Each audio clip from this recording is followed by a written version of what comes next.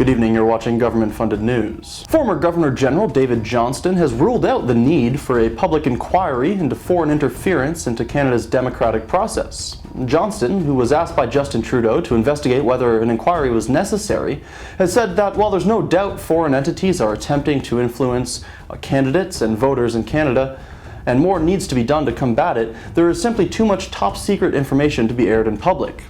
So instead, we'll continue to get leaks from CSIS because nobody there has any confidence in this government doing the right thing.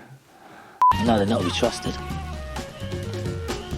David Johnston is obviously a well-respected Canadian from every political party, yet there remain some pesky malcontents who insist there's a conflict of interest just because David Johnston has told us that his family and the Trudeaus were a bit of a ski party from time to time at Mont Tremblant, or because he and his wife became good friends of the Trudeau family, or because he himself was connected to the Trudeau Foundation while mired in all this, or because he accepted an honorary degree from a Chinese university for helping establish a Confucius Institute at a Canadian university, which senior CSIS officials declared to be a security threat. But they're obviously wrong when they say all that, because he took the trouble of getting a legal opinion from a retired Supreme Court justice and was told to go ahead. So, you know, it is a good thing that he went to get that impartial opinion. Otherwise, things might have seemed a little bit suspect. Yeah, it was a mostly impartial opinion. Wait, did you add mostly? Why did you say mostly? Was it not impartial? Let's move on. You know, just forget about that. Okay, he might also be connected to the Trudeau Foundation. But fuck off. How hard could it possibly be to find someone who isn't linked to Trudeau or the Liberals in some way to investigate this? Very, apparently, since Johnston also hired a major Liberal donor as his general counsel. Is there anyone involved in this who doesn't have a conflict of interest? Are you kidding me? You're Arshan's lawyer. We're turning over our investigation to you? Let me assure you, there will be no conflict of interest between me and David Arshan.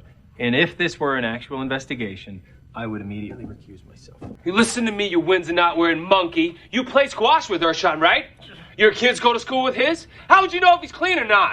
In other news, Chrystia Freeland demonstrates why everyone loves politicians as she expertly answers a very basic question without resorting to a reflexive partisan attack which makes no sense. Can you tell the committee and Canadians how much we're spending or projected to spend on interest on the debt this upcoming fiscal year? Just looking for the number. Let me just say, because I think it's important to put things in context, that in both... Minister, my time is very limited.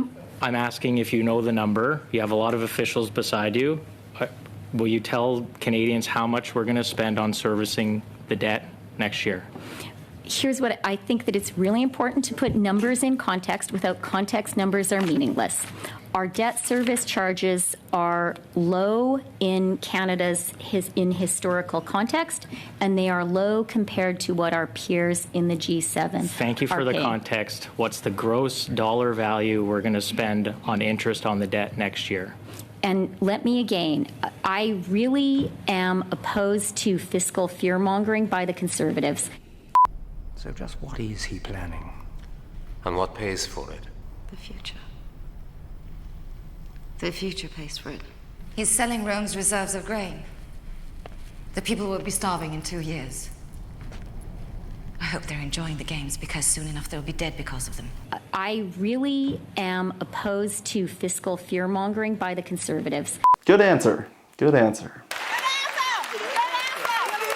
Environment Minister Stephen Guilbeault has threatened criminal sanctions against coal-burning provinces that fail to comply with climate change regulations. His remarks come a day after Saskatchewan's premier has said that they will continue to use coal and gas-fired power plants as long as they're useful.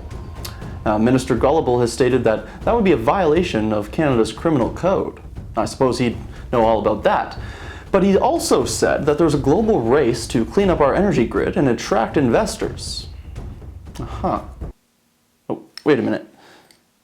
We have to clean up our energy grid to attract investors, but meanwhile our Canadian pension plan is investing in China, the world's worst polluter? What the fuck? Cut. A pride flag will soon fly over the town recreation centre of Petawawa, Ontario, as the town council overturned a decades-old policy. Guys, are we still treating this stuff as news? This is important. Okay, we have to tell the people. But why is this news? Rainbow flags are literally everywhere right now. It was news when Norwich said no more rainbow flags. This isn't news. Well, you're just a bigot. Yeah, sure, whatever. Who doesn't want to wear the ribbon? Well, that's all the time we have tonight for Go F You News. Thanks for watching. And remember, if you question the capability or impartiality of a self-confessed Trudeau friend octogenarian, you're an ageist partisan. Good night.